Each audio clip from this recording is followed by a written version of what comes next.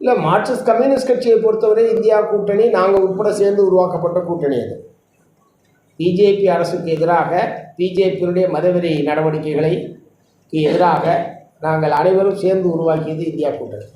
அதனால் Marxist communist கட்சி, இந்திய கம்யூனிஸ்ட் கட்சி உட்பட இடதுசாரி கட்சிகள் அது உறுதியாக நாங்கள் ஏற்கனவே இருக்கிறோம். எங்களுடைய அகில இந்திய தலைவர்கள் அந்த கூட்டத்தில் கலந்து கொள்வார்கள். திராவிட முன்னேற்ற கழகம் கலந்து கொள்ளாது என்பதை திமுகவுடைய தலைவர் அறிவிச்சிருக்கிறார். அவர்கள் அதற்கான காரணங்கள் சிலவற்றையும் வெளிப்படுத்தியிருக்கிறார்கள். காங்கிரஸ் கட்சியினுடைய இந்த அணுகுமுறை தான் எங்களுக்கு அதில் பிரச்சனை. மற்றபடி இந்தியா கூட்டணி கூட்டத்தில் எழுப்பப்படுகிற பிரச்சனைகளில் எங்களுக்கு மாறுபட்ட அபிப்பிராயம் கிடையாது என்பதை திமுக தலைவர் அவர்கள் தெளிவுபடுத்தியிருக்கிறார். அது அந்த கட்சி எடுத்திருக்கிற முடிவு. ஒருவேளை காலப்போக்கில் ஏதாவது மாற்றங்கள் ஏற்படுமா?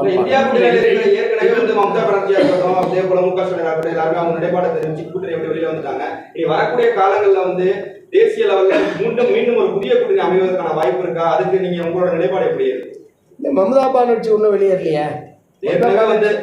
இல்லை, 8ஆம் தேதி, நாளைக்கு 8ஆம் தேதி நடக்க இருக்கக்கூடிய கூட்டத்தில் திரிணாமுல் காங்கிரஸ் உட்பட கலந்து கொள்கிறது. சொல்லப்போனால் இந்த முன்முயற்சியில் அவங்களுக்கும் பங்கு இருக்குது.